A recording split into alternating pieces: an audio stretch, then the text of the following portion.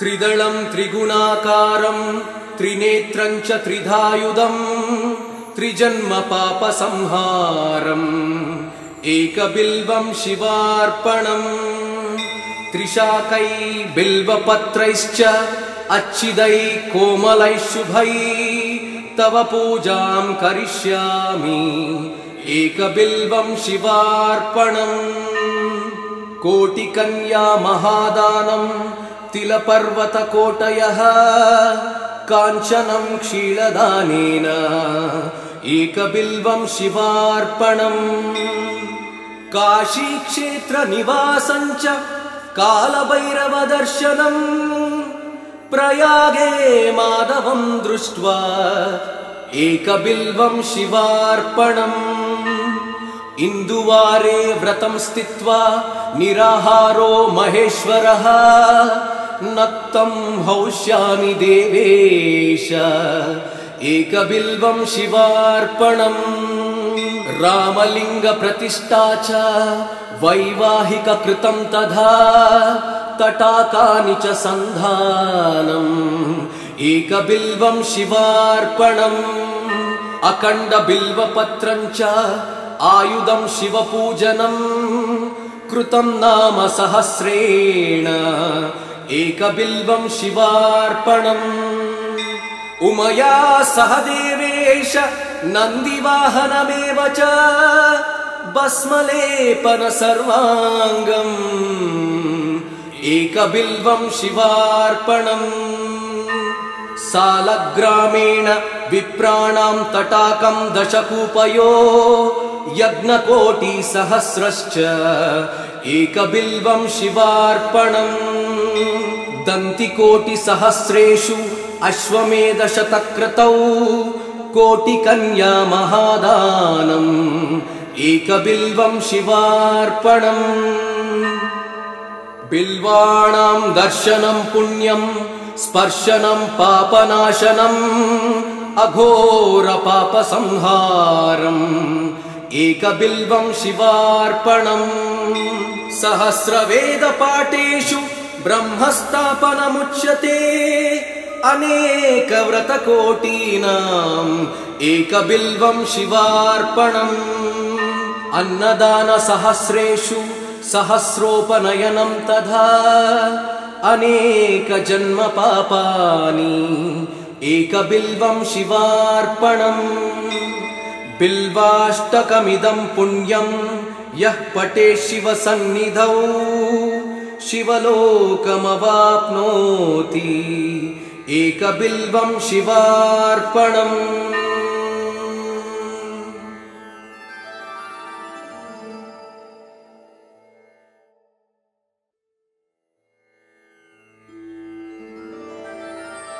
त्रिदलं त्रिगुणाकारं त्रिनेत्रं च त्रिधायुधं त्रिजन्म पापसंहारम् एकबिल्वं शिवार्पणम् त्रिशाकै बिल्वपत्रैश्च अच्छिदै कोमलै शुभै तव पूजां करिष्यामि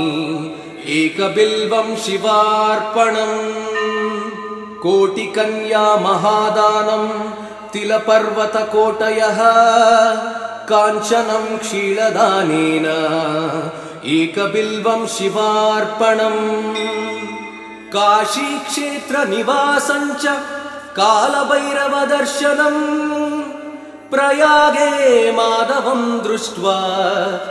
एकबिल्वं शिवार्पणम् इन्दुवारे व्रतं स्थित्वा निराहारो महेश्वरः नक्तं हौष्यामि देवेश एकबिल्वं शिवार्पणम् रामलिङ्गप्रतिष्ठा च वैवाहिककृतं तथा तटाकानि च सन्धानम् एकबिल्वं शिवार्पणम् अखण्डबिल्वपत्रं च आयुधं शिवपूजनम् कृतं नाम सहस्रेण एकबिल्वं शिवार्पणम् उमया सह देवेश नन्दिवाहनमेव च भस्मलेपन सर्वाङ्गम् एकबिल्वं शिवार्पणम् सालग्रामेण विप्राणां तटाकं दशकूपयो यज्ञकोटिसहस्रश्च एकबिल्वं शिवार्पणम् दन्तिकोटिसहस्रेषु अश्वमेधशतक्रतौ कोटिकन्या महादानम् एकबिल्वं शिवार्पणम् बिल्वाणां दर्शनं पुण्यं स्पर्शनं पापनाशनम् अघोरपापसंहारम् एकबिल्वं शिवार्पणम् सहस्रवेदपाठेषु ब्रह्मस्थापनमुच्यते अनेकव्रतकोटीनाम् एकबिल्वं शिवार्पणम् अन्नदानसहस्रेषु सहस्रोपनयनं तथा अनेकजन्मपापानि एकबिल्वं शिवार्पणम् बिल्वाष्टकमिदं पुण्यं यः पठेत् शिवसन्निधौ शिवलोकमवाप्नोति एकबिल्वं शिवार्पणम्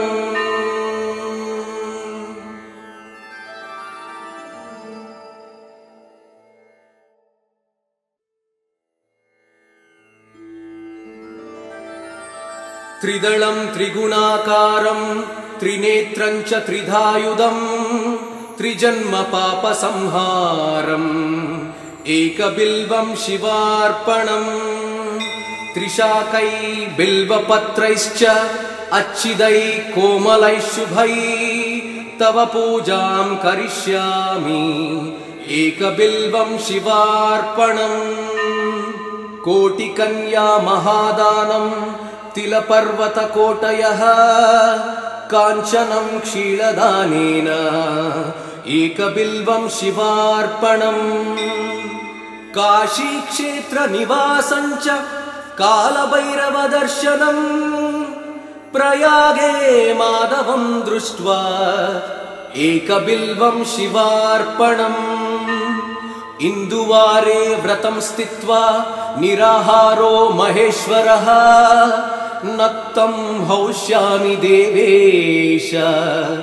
एकबिल्वं शिवार्पणम् रामलिङ्गप्रतिष्ठा च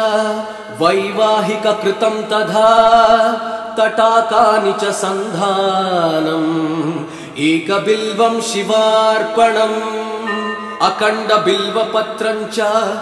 आयुधं शिवपूजनं कृतं नाम सहस्रेण एकबिल्वं शिवार्पणम् उमया सह देवेश नन्दिवाहनमेव च भस्मलेपन सर्वाङ्गम् एकबिल्वं शिवार्पणम् सालग्रामेण विप्राणां तटाकं दशकूपयो यज्ञकोटिसहस्रश्च एकबिल्वं शिवार्पणम् दन्तिकोटिसहस्रेषु अश्वमेधशतक्रतौ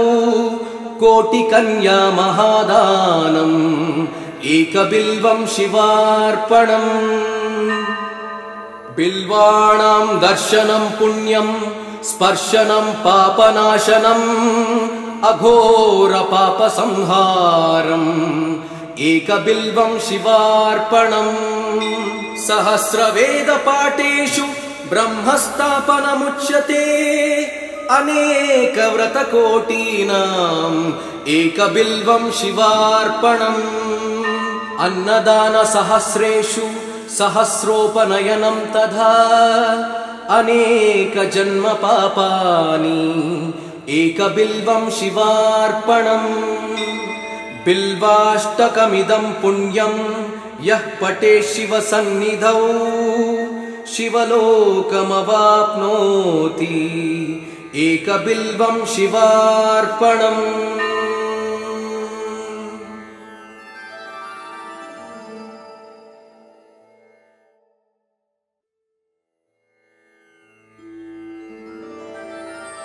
त्रिदलं त्रिगुणाकारं त्रिनेत्रं च त्रिधायुधं त्रिजन्मपापसंहारम् एकबिल्वं शिवार्पणम् त्रिशाकै बिल्वपत्रैश्च अच्छिदै कोमलैः शुभै तव पूजां करिष्यामि एकबिल्वं शिवार्पणम् कोटिकन्या महादानं तिलपर्वतकोटयः काञ्चनं क्षीरदानेन एकबिल्वं शिवार्पणम् काशीक्षेत्रनिवासं च कालभैरवदर्शनम् प्रयागे माधवं दृष्ट्वा एकबिल्वं शिवार्पणम् इन्दुवारे व्रतं स्थित्वा निराहारो महेश्वरः नक्तं हौष्यामि देवेश एकबिल्वं शिवार्पणम् रामलिङ्गप्रतिष्ठा च वैवाहिककृतं तथा तटाकानि च सन्धानम् एकबिल्वं शिवार्पणम् अखण्डबिल्वपत्रं च आयुधं शिवपूजनं कृतं नाम सहस्रेण एकबिल्वं शिवार्पणम् उमया सह देवेश नन्दिवाहनमेव च भस्मलेपन सर्वाङ्गम् एकबिल्वं शिवार्पणम् सालग्रामेण विप्राणां तटाकं दशकूपयो यज्ञकोटिसहस्रश्च एकबिल्वं शिवार्पणम् दन्तिकोटिसहस्रेषु अश्वमेधशतक्रतौ कोटिकन्या महादानम् एकबिल्वं शिवार्पणम् बिल्वाणां दर्शनं पुण्यं स्पर्शनं पापनाशनम् अघोरपापसंहारम् एकबिल्वं शिवार्पणम् सहस्रवेदपाठेषु ब्रह्मस्थापनमुच्यते अनेकव्रतकोटीनाम् एकबिल्वं शिवार्पणम् अन्नदानसहस्रेषु सहस्रोपनयनं तथा अनेकजन्मपापानि एकबिल्वं शिवार्पणम् बिल्वाष्टकमिदं पुण्यं यः पठेत् शिवसन्निधौ शिवलोकमवाप्नोति एकबिल्वं शिवार्पणम्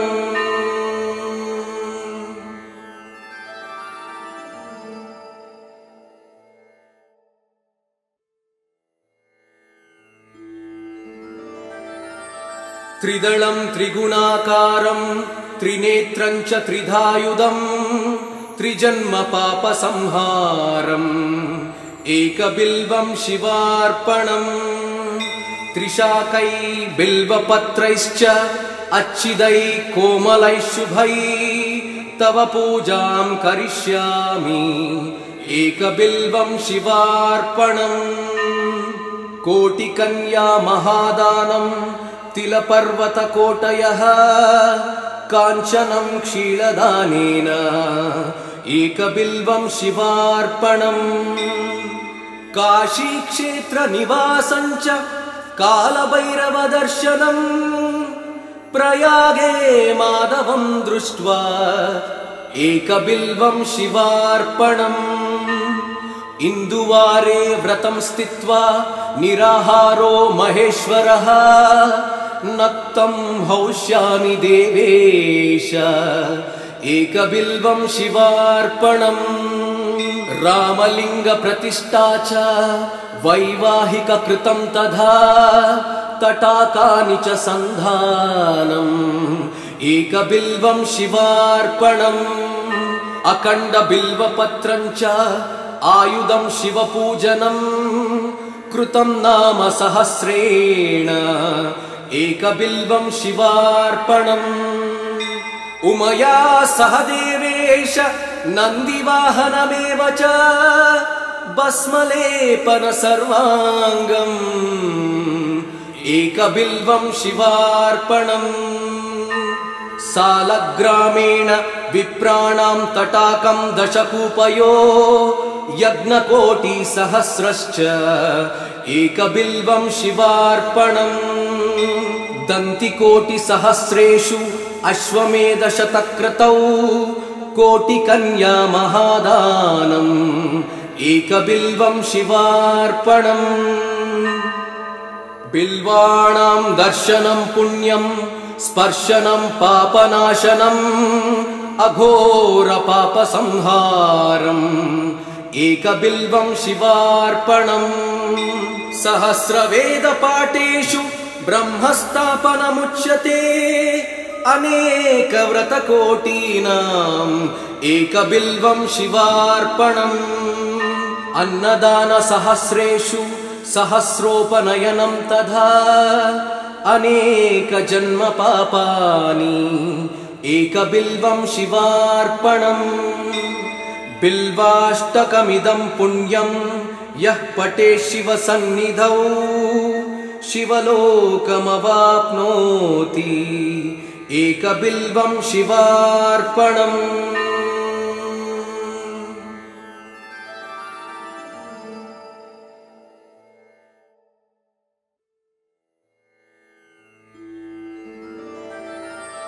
त्रिदलं त्रिगुणाकारं त्रिनेत्रं च त्रिधायुधं त्रिजन्मपापसंहारम् एकबिल्वं शिवार्पणम् त्रिशाकै बिल्वपत्रैश्च अच्छिदै कोमलैः शुभै तव पूजां करिष्यामि एकबिल्वं शिवार्पणम् कोटिकन्या महादानं तिलपर्वतकोटयः काञ्चनं क्षीरदानेन एकबिल्वं शिवार्पणम् काशीक्षेत्रनिवासं च कालभैरवदर्शनम् प्रयागे माधवं दृष्ट्वा एकबिल्वं शिवार्पणम् इन्दुवारे व्रतं स्थित्वा निराहारो महेश्वरः नक्तं हौष्यामि देवेश एकबिल्वं शिवार्पणम् रामलिङ्गप्रतिष्ठा च वैवाहिककृतं तथा तटाकानि च सन्धानम् एकबिल्वं शिवार्पणम् अखण्डबिल्वपत्रं च आयुधं शिवपूजनं कृतं नाम सहस्रेण एकबिल्वं शिवार्पणम् उमया सह देवेश नन्दिवाहनमेव च भस्मलेपन सर्वाङ्गम् एकबिल्वं शिवार्पणम् सालग्रामेण विप्राणां तटाकं दशकूपयो यज्ञकोटिसहस्रश्च एकबिल्वं शिवार्पणम् दन्तिकोटिसहस्रेषु अश्वमेधशतक्रतौ कोटिकन्या महादानम् एकबिल्वं शिवार्पणम् बिल्वाणां दर्शनं पुण्यं स्पर्शनं पापनाशनम् अघोरपापसंहारम् एकबिल्वं शिवार्पणम् सहस्रवेदपाठेषु ब्रह्मस्थापनमुच्यते अनेकव्रतकोटीनाम् एकबिल्वं शिवार्पणम् अन्नदानसहस्रेषु सहस्रोपनयनं तथा अनेकजन्मपापानि एकबिल्वं शिवार्पणम् बिल्वाष्टकमिदं पुण्यं यः पठेत् शिवसन्निधौ शिवलोकमवाप्नोति एकबिल्वं शिवार्पणम्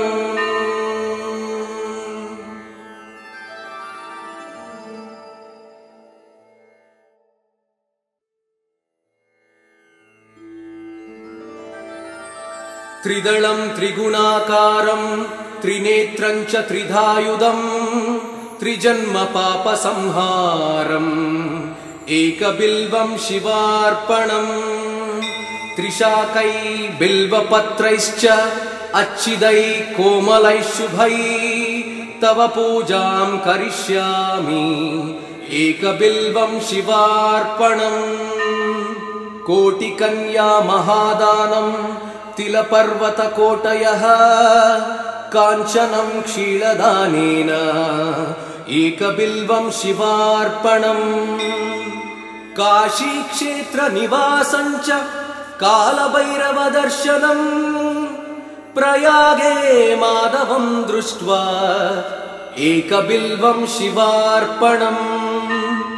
इन्दुवारे व्रतं स्थित्वा निराहारो महेश्वरः नक्तं हौष्यामि देवेश एकबिल्वं शिवार्पणम् रामलिङ्गप्रतिष्ठा च वैवाहिककृतं तथा तटाकानि च सन्धानम् एकबिल्वं शिवार्पणम् अखण्डबिल्वपत्रं च आयुधं शिवपूजनं कृतं नाम सहस्रेण एकबिल्वं शिवार्पणम् उमया सह देवेश नन्दिवाहनमेव च भस्मलेपन सर्वाङ्गम् एकबिल्वं शिवार्पणम् सालग्रामेण विप्राणां तटाकं दशकूपयो यज्ञकोटिसहस्रश्च एकबिल्वं शिवार्पणम् दन्तिकोटिसहस्रेषु अश्वमेधशतक्रतौ कोटिकन्या महादानम् एकबिल्वं शिवार्पणम् बिल्वाणां दर्शनं पुण्यं स्पर्शनं पापनाशनम् अघोरपापसंहारम् एकबिल्वं शिवार्पणम् सहस्रवेदपाठेषु ब्रह्मस्थापनमुच्यते अनेकव्रतकोटीनाम् एकबिल्वं शिवार्पणम् अन्नदानसहस्रेषु सहस्रोपनयनं तथा अनेकजन्मपापानि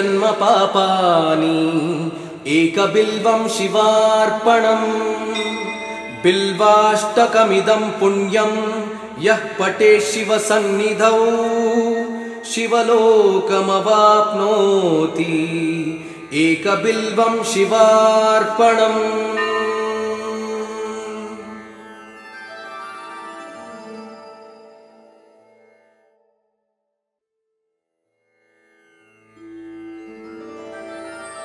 त्रिदलं त्रिगुणाकारं त्रिनेत्रं च त्रिधायुधं त्रिजन्मपापसंहारम् एकबिल्वं शिवार्पणम् त्रिशाकै बिल्वपत्रैश्च अच्छिदै कोमलै शुभै तव पूजां करिष्यामि एकबिल्वं शिवार्पणम् कोटिकन्या महादानं तिलपर्वतकोटयः काञ्चनं क्षीरदानेन एकबिल्वं शिवार्पणम् काशीक्षेत्रनिवासं च कालभैरवदर्शनम् प्रयागे माधवं दृष्ट्वा एकबिल्वं शिवार्पणम् इन्दुवारे व्रतं स्थित्वा निराहारो महेश्वरः नक्तं हौष्यामि देवेश एकबिल्वं शिवार्पणम् रामलिङ्गप्रतिष्ठा च वैवाहिककृतं तथा तटाकानि च सन्धानम् एकबिल्वं शिवार्पणम् अखण्डबिल्वपत्रं च आयुधं शिवपूजनं कृतं नाम सहस्रेण एकबिल्वं शिवार्पणम् उमया सह देवेश नन्दिवाहनमेव च भस्मलेपन सर्वाङ्गम् एकबिल्वं शिवार्पणम् सालग्रामेण विप्राणां तटाकं दशकूपयो यज्ञकोटिसहस्रश्च एकबिल्वं शिवार्पणम् दन्तिकोटिसहस्रेषु अश्वमेधशतक्रतौ कोटिकन्या महादानम् एकबिल्वं शिवार्पणम् बिल्वाणां दर्शनं पुण्यं स्पर्शनं पापनाशनम् अघोरपापसंहारम् एकबिल्वं शिवार्पणम् सहस्रवेदपाठेषु ब्रह्मस्थापनमुच्यते अनेकव्रतकोटीनाम् एकबिल्वं शिवार्पणम् अन्नदानसहस्रेषु सहस्रोपनयनं तथा अनेकजन्मपापानि एकबिल्वं शिवार्पणम् बिल्वाष्टकमिदं पुण्यं यः पठेत् शिवसन्निधौ शिवलोकमवाप्नोति एकबिल्वं शिवार्पणम्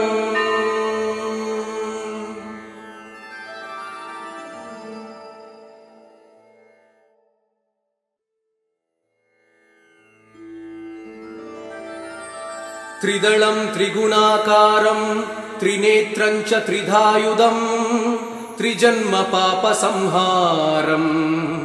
एकबिल्वं शिवार्पणम् त्रिशाकै बिल्वपत्रैश्च अच्छिदै कोमलै शुभै तव पूजां करिष्यामि एकबिल्वं शिवार्पणम् कोटिकन्या महादानं तिलपर्वतकोटयः काञ्चनं क्षीरदानेन एकबिल्वं शिवार्पणम् काशीक्षेत्रनिवासं च कालभैरवदर्शनम् प्रयागे माधवं दृष्ट्वा एकबिल्वं शिवार्पणम् इन्दुवारे व्रतं स्थित्वा निराहारो महेश्वरः नक्तं हौष्यामि देवेश एकबिल्वं शिवार्पणम् रामलिङ्गप्रतिष्ठा च वैवाहिककृतं तथा तटाकानि च सन्धानम् एकबिल्वं शिवार्पणम् अखण्डबिल्वपत्रं च आयुधं शिवपूजनं कृतं नाम सहस्रेण एकबिल्वं शिवार्पणम् उमया सह देवेश नन्दिवाहनमेव च भस्मलेपन सर्वाङ्गम् एकबिल्वं शिवार्पणम् सालग्रामेण विप्राणां तटाकं दशकूपयो यज्ञकोटिसहस्रश्च एकबिल्वं शिवार्पणम् दन्तिकोटिसहस्रेषु अश्वमेधशतक्रतौ कोटिकन्या महादानम् एकबिल्वं शिवार्पणम्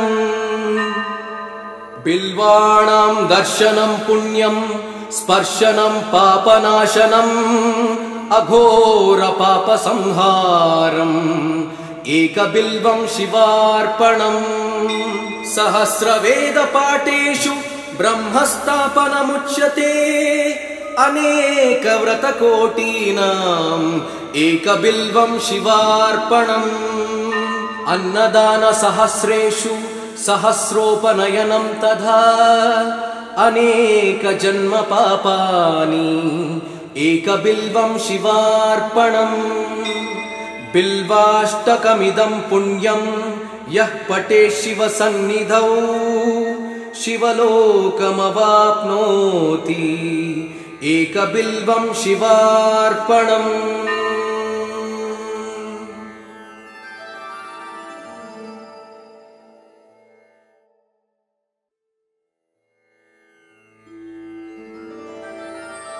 त्रिदलं त्रिगुणाकारं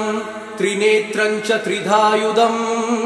त्रिजन्मपापसंहारम् एकबिल्वं शिवार्पणम् त्रिशाकै बिल्वपत्रैश्च अच्छिदै कोमलै शुभै तव पूजां करिष्यामि एकबिल्वं शिवार्पणम् कोटिकन्या महादानं तिलपर्वतकोटयः काञ्चनं क्षीरदानेन एकबिल्वं शिवार्पणम् काशीक्षेत्रनिवासं च कालभैरवदर्शनम्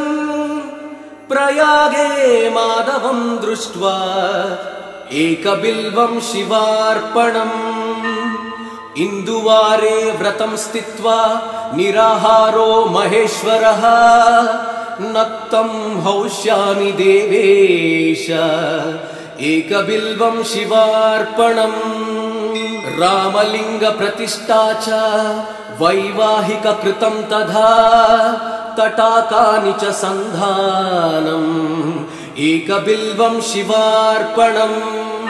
अखण्डबिल्वपत्रं च आयुधं शिवपूजनं कृतं नाम सहस्रेण एकबिल्वं शिवार्पणम् उमया सह देवेश नन्दिवाहनमेव च भस्मलेपन सर्वाङ्गम् एकबिल्वं शिवार्पणम् सालग्रामेण विप्राणां तटाकं दशकूपयो यज्ञकोटिसहस्रश्च एकबिल्वं शिवार्पणम् दन्तिकोटिसहस्रेषु अश्वमेधशतक्रतौ कोटिकन्या महादानम् एकबिल्वं शिवार्पणम् बिल्वाणां दर्शनं पुण्यं स्पर्शनं पापनाशनम् अघोरपापसंहारम् एकबिल्वं शिवार्पणम् सहस्रवेदपाठेषु ब्रह्मस्थापनमुच्यते अनेकव्रतकोटीनाम् एकबिल्वं शिवार्पणम् अन्नदानसहस्रेषु सहस्रोपनयनं तथा अनेकजन्मपापानि एकबिल्वं शिवार्पणम् बिल्वाष्टकमिदं पुण्यं यः पठेत् शिवसन्निधौ शिवलोकमवाप्नोति एकबिल्वं शिवार्पणम्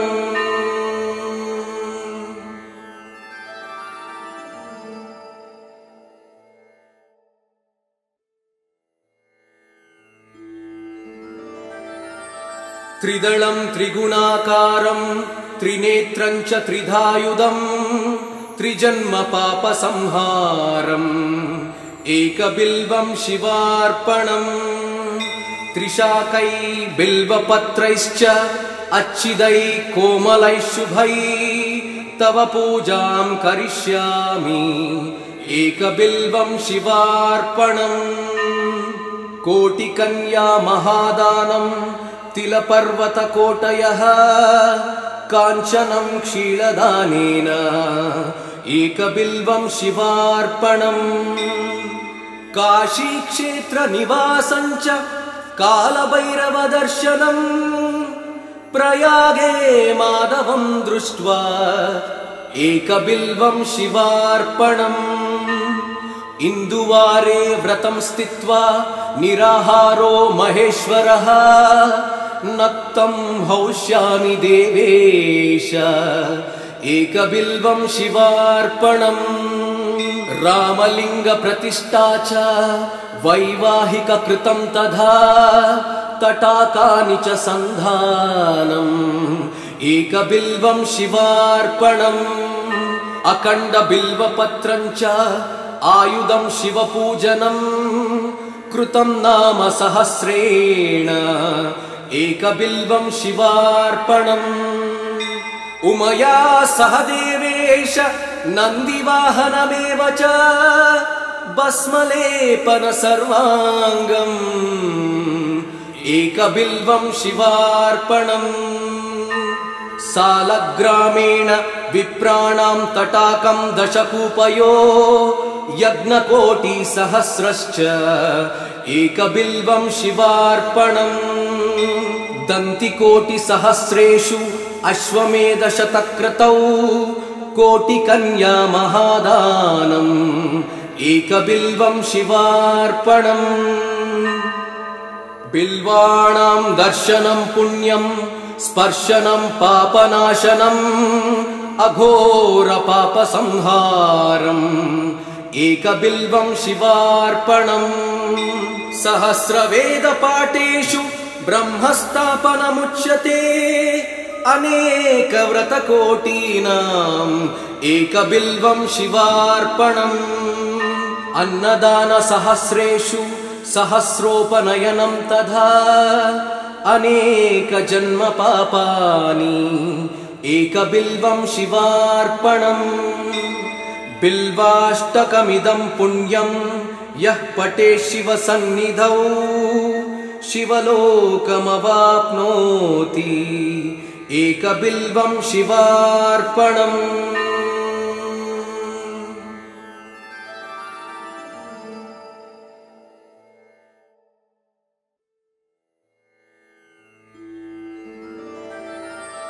त्रिदलं त्रिगुणाकारं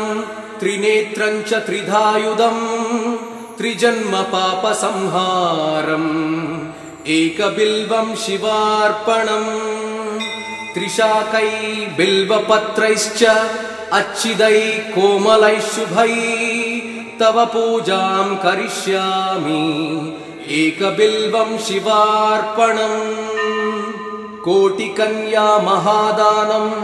तिलपर्वतकोटयः काञ्चनं क्षीरदानेन एकबिल्वं शिवार्पणम् काशीक्षेत्रनिवासं च कालभैरवदर्शनम् प्रयागे माधवं दृष्ट्वा एकबिल्वं शिवार्पणम् इन्दुवारे व्रतं स्थित्वा निराहारो महेश्वरः नक्तं हौष्यामि देवेश एकबिल्वं शिवार्पणम् रामलिङ्गप्रतिष्ठा च वैवाहिककृतं तथा तटाकानि च सन्धानम् एकबिल्वं शिवार्पणम् अखण्डबिल्वपत्रं च आयुधं शिवपूजनं कृतं नाम सहस्रेण एकबिल्वं शिवार्पणम् उमया सह देवेश नन्दिवाहनमेव च भस्मलेपन सर्वाङ्गम् एकबिल्वं शिवार्पणम् सालग्रामेण विप्राणां तटाकं दशकूपयो यज्ञकोटिसहस्रश्च एकबिल्वं शिवार्पणम् दन्तिकोटिसहस्रेषु अश्वमेधशतक्रतौ कोटिकन्या महादानम् एकबिल्वं शिवार्पणम् बिल्वाणां दर्शनं पुण्यं स्पर्शनं पापनाशनम् अघोरपापसंहारम् एकबिल्वं शिवार्पणम् सहस्रवेदपाठेषु ब्रह्मस्थापनमुच्यते अनेकव्रतकोटीनाम् एकबिल्वं शिवार्पणम् अन्नदानसहस्रेषु सहस्रोपनयनं तथा अनेकजन्मपापानि एकबिल्वं शिवार्पणम् बिल्वाष्टकमिदं पुण्यं यः पठेत् शिवसन्निधौ शिवलोकमवाप्नोति एकबिल्वं शिवार्पणम्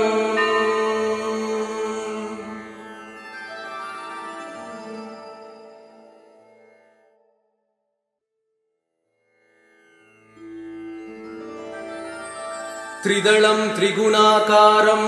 त्रिनेत्रं च त्रिधायुधं त्रिजन्मपापसंहारम् एकबिल्वं शिवार्पणम्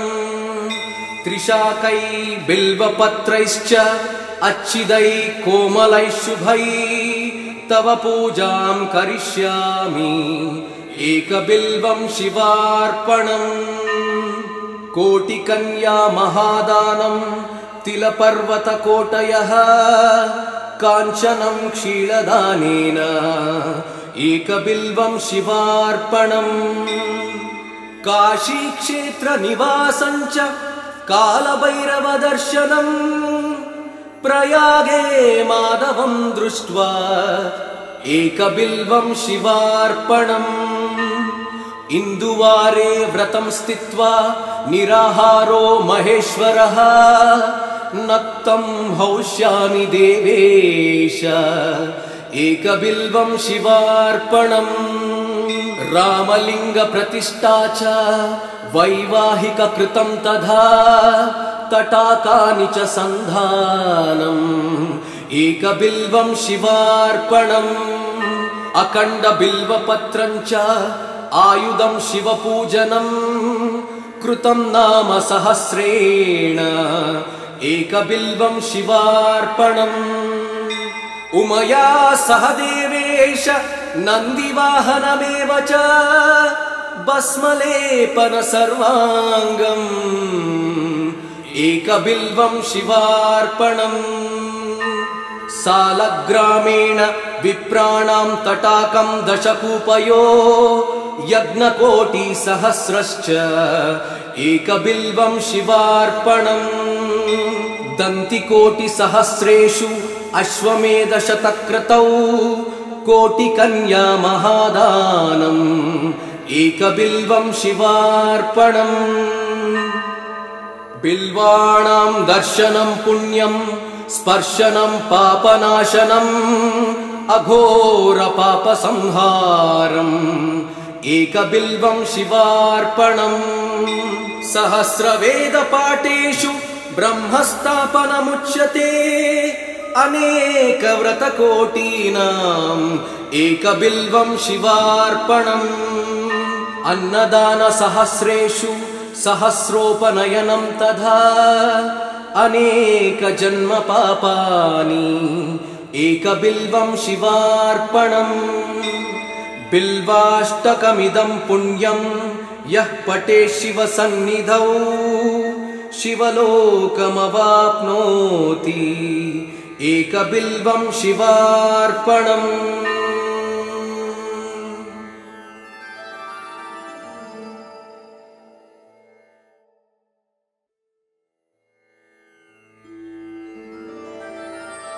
त्रिदलं त्रिगुणाकारं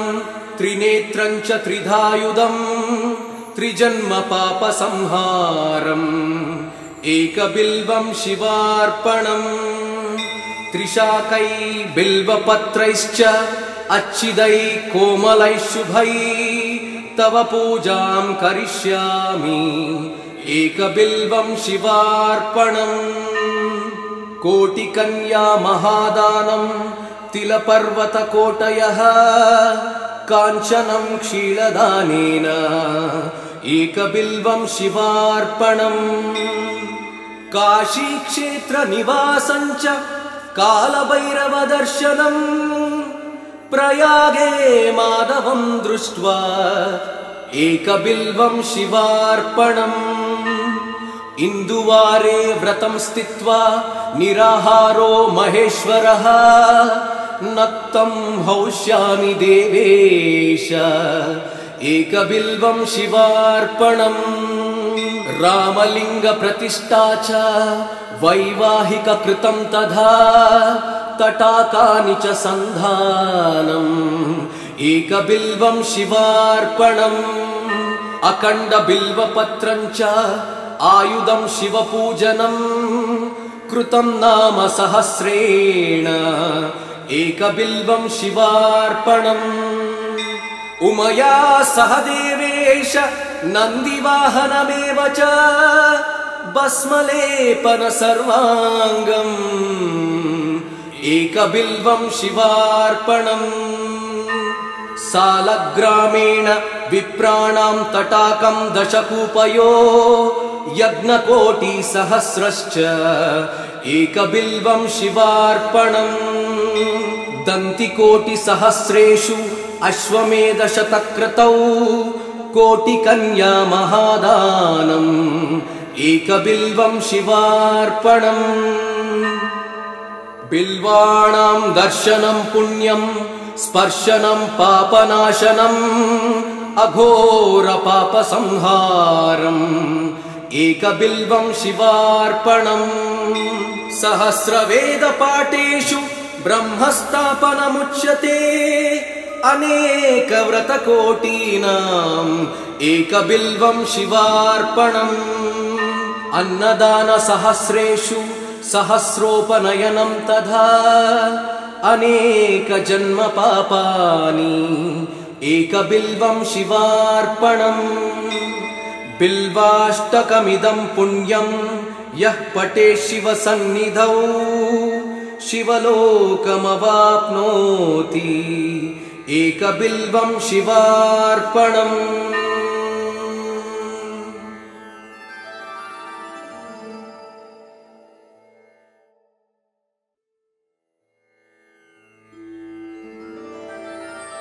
त्रिदलं त्रिगुणाकारं त्रिनेत्रं च त्रिधायुधं त्रिजन्मपापसंहारम् एकबिल्वं शिवार्पणम् त्रिशाकै बिल्वपत्रैश्च अच्छिदै कोमलै शुभै तव पूजां करिष्यामि एकबिल्वं शिवार्पणम् कोटिकन्या महादानं तिलपर्वतकोटयः काञ्चनं क्षीरदानेन एकबिल्वं शिवार्पणम् काशीक्षेत्रनिवासं च कालभैरवदर्शनम् प्रयागे माधवं दृष्ट्वा एकबिल्वं शिवार्पणम् इन्दुवारे व्रतं स्थित्वा निराहारो महेश्वरः नक्तं हौष्यामि देवेश एकबिल्वं शिवार्पणम् रामलिङ्गप्रतिष्ठा च वैवाहिककृतं तथा तटाकानि च सन्धानम् एकबिल्वं शिवार्पणम् अखण्डबिल्वपत्रं च आयुधं शिवपूजनं कृतं नाम सहस्रेण एकबिल्वं शिवार्पणम् उमया सह देवेश नन्दिवाहनमेव च भस्मलेपन सर्वाङ्गम् एकबिल्वं शिवार्पणम् सालग्रामेण विप्राणां तटाकं दशकूपयो यज्ञकोटिसहस्रश्च एकबिल्वं शिवार्पणम् दन्तिकोटिसहस्रेषु अश्वमेधशतक्रतौ कोटिकन्या महादानम् एकबिल्वं शिवार्पणम् बिल्वाणां दर्शनं पुण्यं स्पर्शनं पापनाशनम् अघोरपापसंहारम् एकबिल्वं शिवार्पणम् सहस्रवेदपाठेषु ब्रह्मस्थापनमुच्यते अनेकव्रतकोटीनाम् एकबिल्वं शिवार्पणम् अन्नदानसहस्रेषु सहस्रोपनयनं तथा अनेकजन्मपापानि एकबिल्वं शिवार्पणम् बिल्वाष्टकमिदं पुण्यं यः पठेत् शिवसन्निधौ शिवलोकमवाप्नोति एकबिल्वं शिवार्पणम्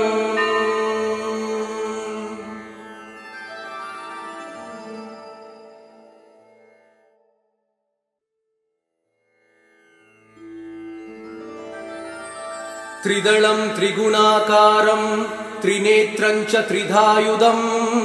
त्रिजन्मपापसंहारम् एकबिल्वं शिवार्पणम् त्रिशाकै बिल्वपत्रैश्च अच्छिदै कोमलै शुभै तव पूजां करिष्यामि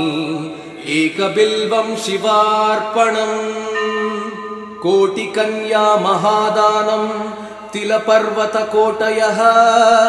काञ्चनं क्षीलदानेन एकबिल्वं शिवार्पणम्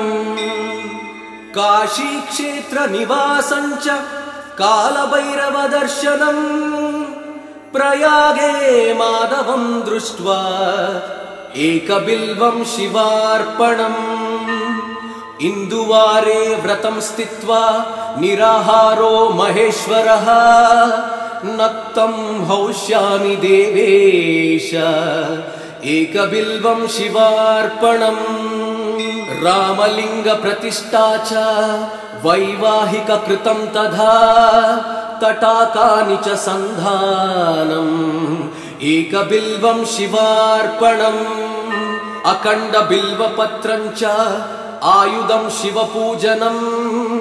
कृतं नाम सहस्रेण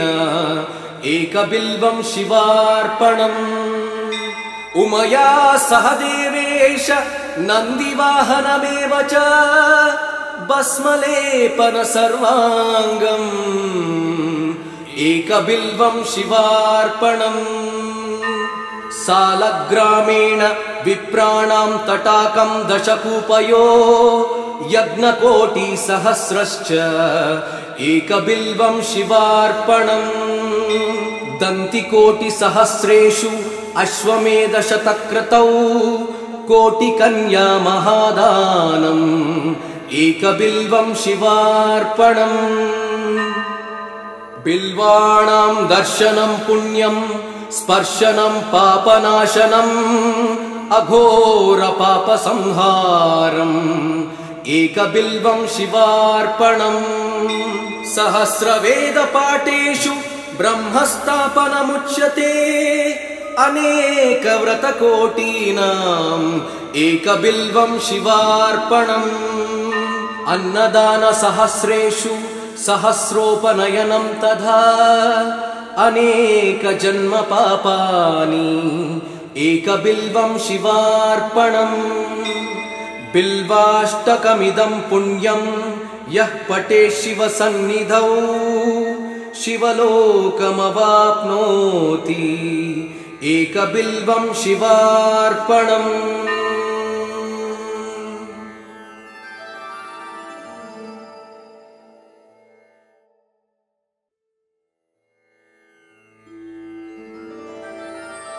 त्रिदलं त्रिगुणाकारं त्रिनेत्रं च त्रिधायुधं त्रिजन्म पापसंहारम् एकबिल्वं शिवार्पणम् त्रिशाकै बिल्वपत्रैश्च अच्छिदै कोमलै शुभै तव पूजां करिष्यामि एकबिल्वं शिवार्पणम् कोटिकन्या महादानं तिलपर्वतकोटयः काञ्चनं क्षीलदानेन एकबिल्वं शिवार्पणम् काशीक्षेत्रनिवासं च